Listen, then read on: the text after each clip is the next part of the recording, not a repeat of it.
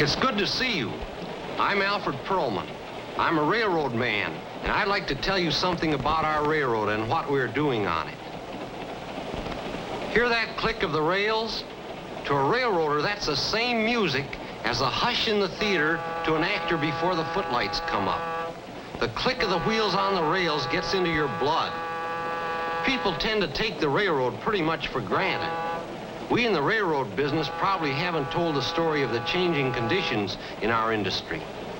The railroads have been so much a part of our American history and landscape that most of us don't realize how much they have kept changing. For the railroads have changed with the times, and now they have entered what is perhaps the most dynamic period of our development. That is what this picture is about. I hope you'll enjoy it.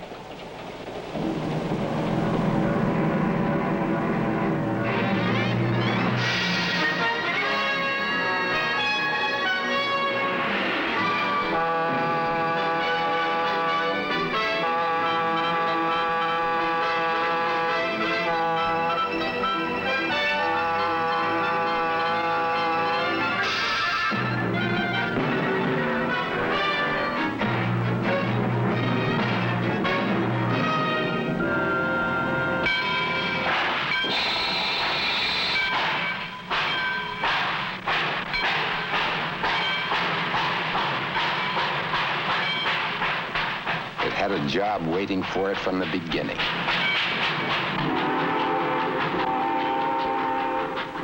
Power on the move, looking for wilderness to eat up. Its smoke signals said, "We're coming west with everything you need to clear a forest, make a homestead, build a town." It said, "We're coming east to keep your cities fed, your industries alive and growing." Heavy load to carry, carrying the country on its back from the 19th into the 20th century. From the furrow of the rails sprouted our modern industrial world. The idea of masses of goods for masses of people took shape.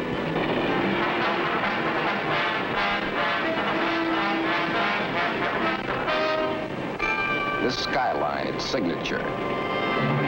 One continuous moving assembly line, and the rail itself, part of that line. The steel needing iron ore and power, the power needing coal and oil.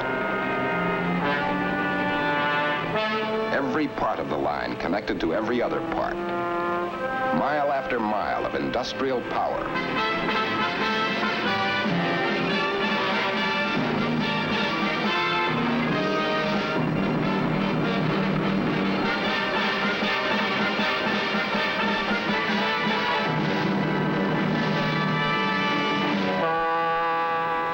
Assembly line of the American economy, and the rail itself part of the line. Like Greenwich time, the freight car load is a standard. It registers the health of the economy. A freight train packages factory loads, tonnages, iron mines, cattle ranges, packages quarries, forests, wheat fields. More than 100,000 freight cars loaded and put on the move in the United States every day. And tomorrow the load will be heavier. To increase efficiency, the railroad calls on modern science and research. Science and research, key words in industrial progress.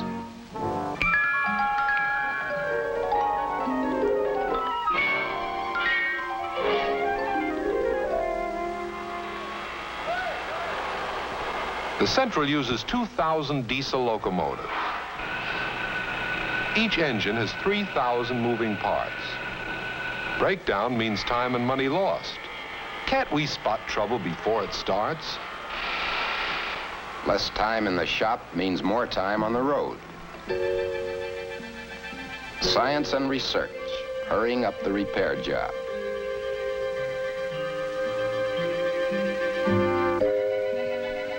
key instrument is the direct reading spectrometer in the research lab of the New York Central Railroad in Cleveland. First, burn a sample of the oil, which minutes before was circulating in an engine. Burn it down to an ash. What's in this ash? Minute particles of elements swept into the oil as it lubricated the moving parts of the locomotive. Submicroscopic bits of piston steel, copper bearing, crankshaft. The ash is inserted in the spectrometer. The spectrometer is the detective, revealing wear and tear on these engine parts.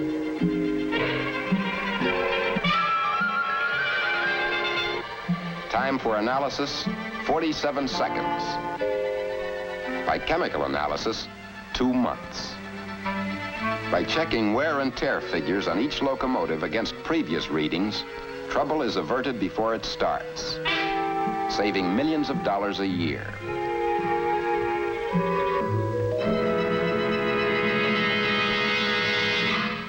The danger point is spotted. Time presses. Wheat, steel, meat. Tomorrow's necessities can't wait. Operator, connect me with Power Control in New York, please. Power Control, this is R.L. Barr in the Spectrometer Lab in the Research Department in Collinwood. Yes, we're issuing an MB325 on Unit 4200 for immediate bearing inspection. You cut the engine out in Buffalo. Okay, thank you, Mr. Potter. Increase performance, lower the cost. More out of less. A problem for scientists.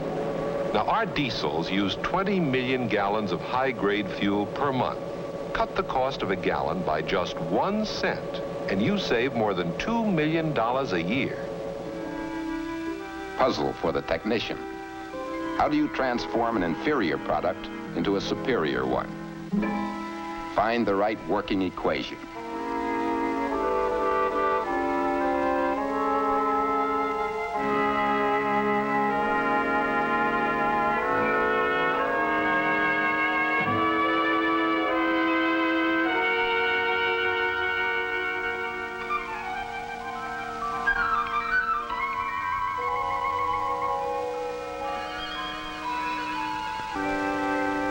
They created an additive, which converted a substandard fuel into a high-grade fuel.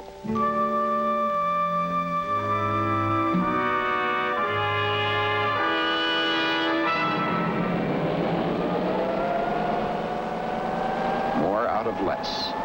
More speed, more power for the big train. In the Central's atomic laboratory for authorized personnel only, an atomic switch lamp is being tested. Self-powered, it will burn continually for 12 years.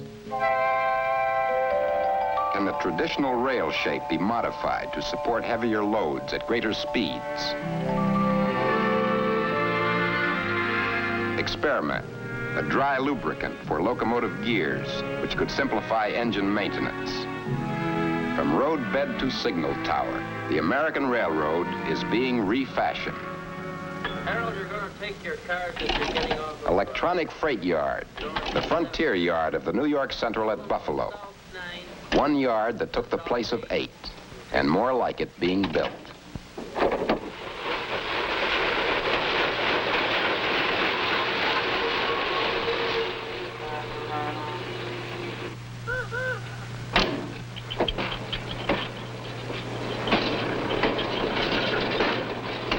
Letters arriving in a central post office are rerouted for new destinations, so arriving trains must be reassembled into new trains in freight yards.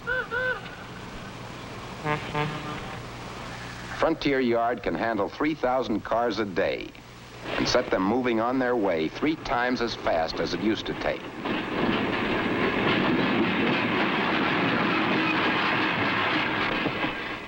As it moves down an incline called the hump, the freight car is taken over by automatic controls. Its weight and speed are instantaneously calculated on a computer, regulating a system of retarders which slow down the cars.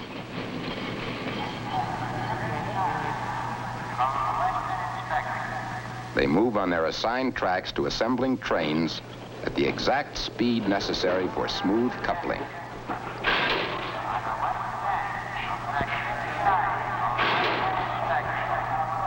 New railroad in the making. Early Bird, nickname for a fleet of New York Central's crack freight trains that speed each day from the Midwest to the East. You are watching the loading of NY4, one of the early birds on the Chicago-New York run. Masses of things for masses of people. Everyday things. Plywood, canned goods, housewares, drugs, paint, newsprint, auto parts, living standard.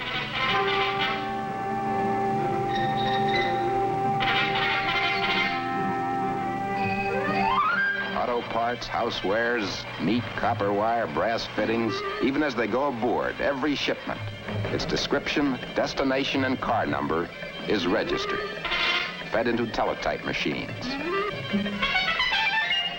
At the same instant, the loading is being recorded in bureaus in Cleveland, Detroit, and New York. Throughout its length, the electronic nervous system of the railroad is alert.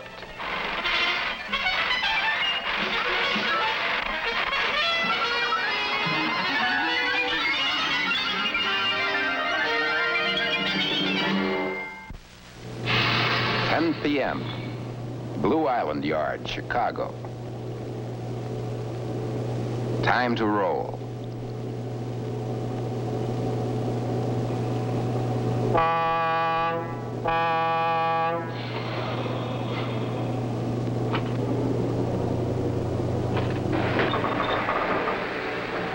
The early bird gets underway.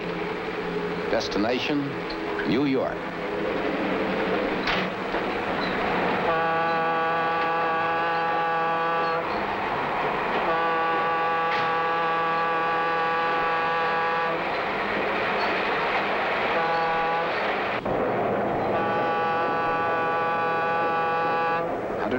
Freight cars behind its diesels. Payload 4,000 tons. 8 million pounds of freight on the move. Moving against the industrial skyline, which 100 years of train movement helped to make.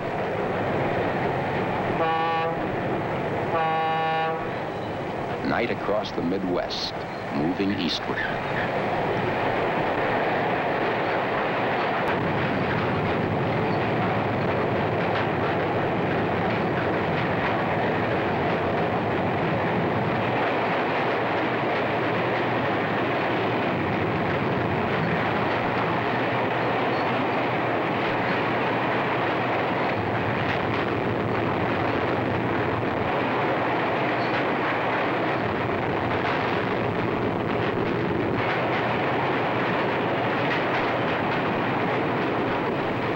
Has work to do.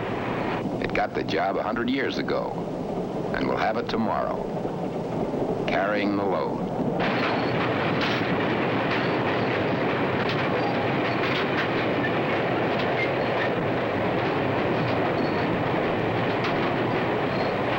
The train has a single statement to make. Coming through.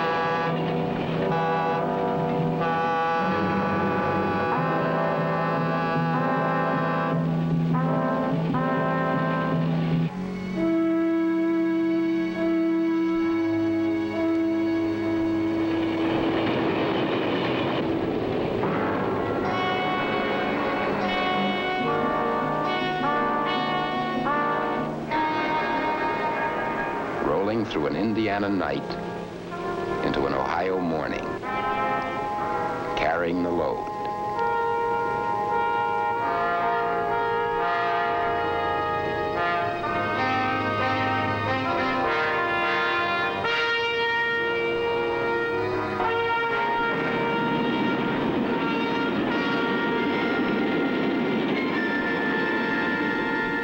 Collinwood, Ohio. Crew change.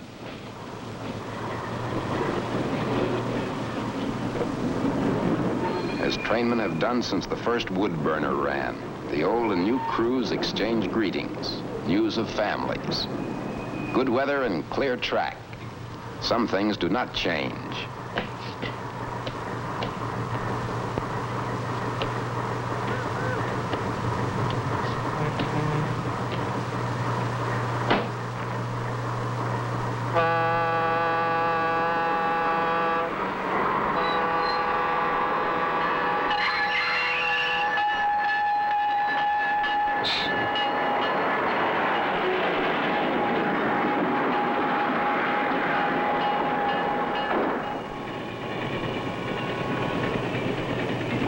Harvest comes as it came when the steam engine ran on this track, comes across Ohio. Over the old right-of-way moves the new train, moving through the old unchanging forms of corn and grapes and wheat growing. The right-of-way ahead made safe and smooth.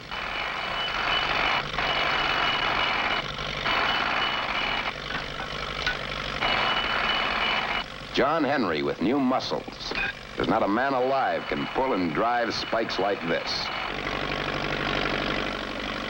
Or raise up rails. Or pack the ballast.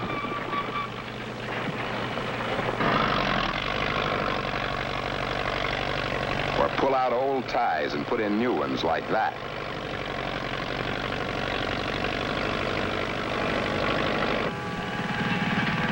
And smooth down the road bed, so it's set for that train to roll through.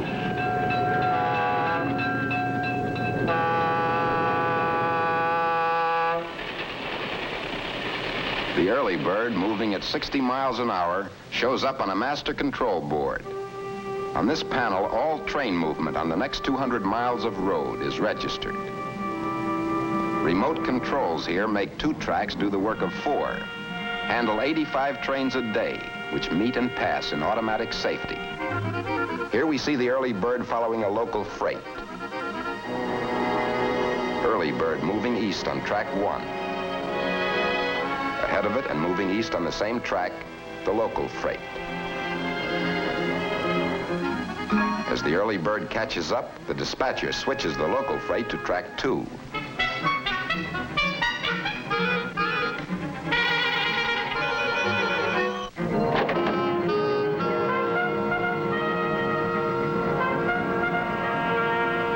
The local freight moves over.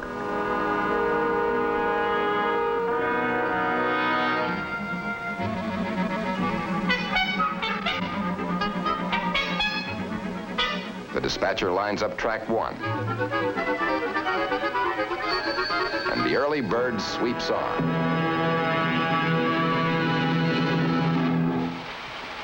Throughout its length, the electronic nervous system of the railroad pulsing.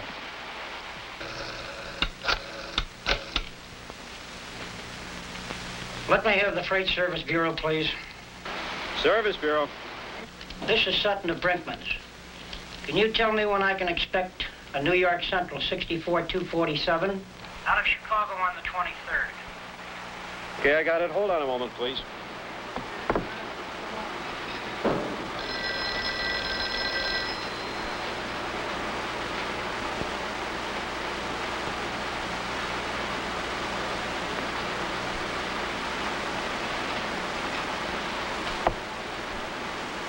Your car left the Frontier Yard at 1:15 p.m. this afternoon.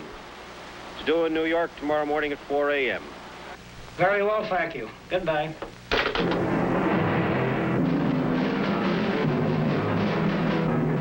Coming through. Destination New York.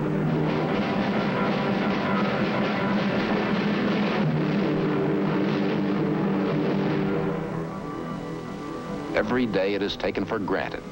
The morning will arrive on time, delivering sunrise, food, fuel, mail, and the standard of living. And more of the same tomorrow. Every day it is taken for granted that what is needed will be on hand. It is taken for granted that the train will do its job. The country and the cities grow. The train will help deliver the future, as it has done from the beginning.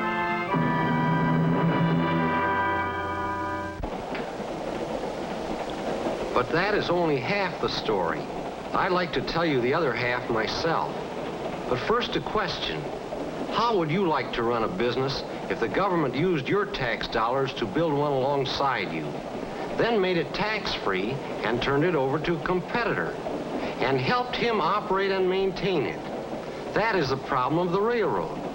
Now let me go back a little in railroad history. In the 19th century, the railroads had a virtual monopoly of inland transportation. Regulation of the railroads grew up with that monopoly in mind. They were necessary laws. Indeed, they made sense. Half a century ago, today these laws still control railroad operations. But what happened to our monopoly? Is it in the passenger transportation? Is it in hauling freight? Well, what happened to our monopoly? As all of us know, it has disappeared. But you never know it from the volumes of laws and regulations that still govern our railroad operation. Here is an airport, a modern, up-to-date airport. Who paid for it? Why, like every airport, the taxpayers did. The local government took tax money to build it, or it floated tax-exempt bonds to build it. And it got the federal government to put up more tax money from all of us to help in its construction. Now here is a rail terminal, not quite as up to date. Who paid for that? Why, the railroad did. And it not only paid for it, but pays taxes on top of it.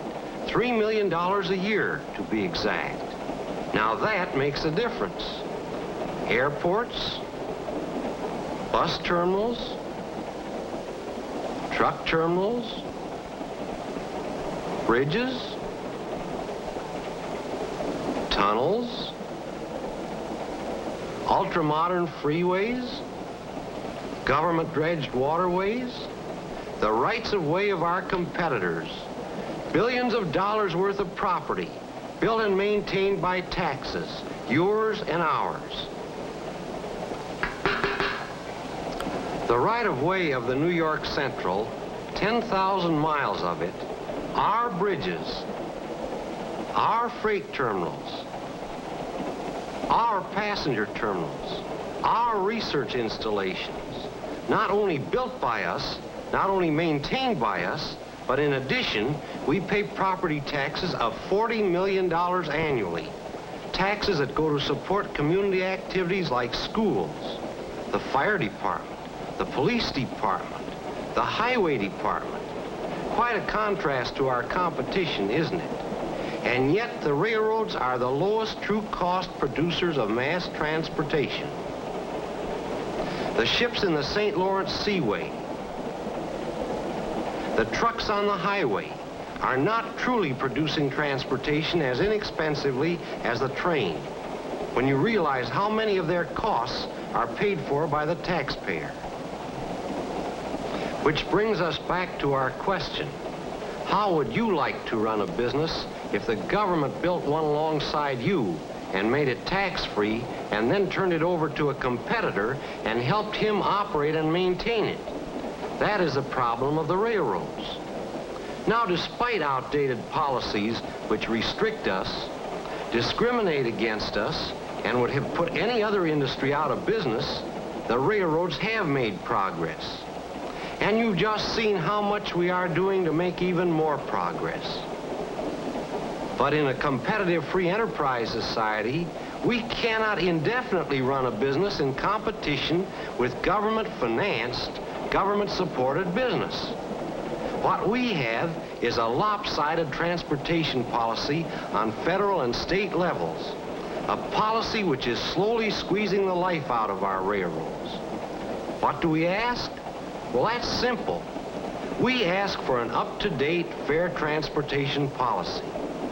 We ask that all forms of transportation pay their way, as now only the railroads do.